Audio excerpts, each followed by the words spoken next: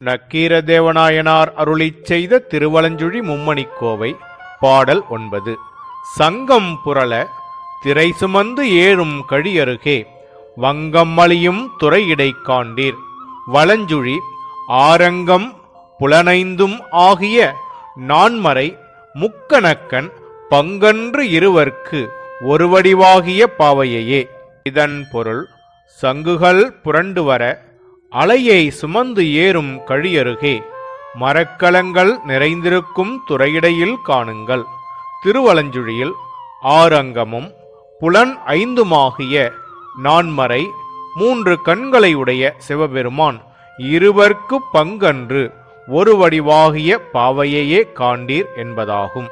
இப்பாடலில் எண்கள் 6, 5, 4, 3, 2, 1 என்று வரிசைப்படுத்தியிருப்பதை காணலாம்.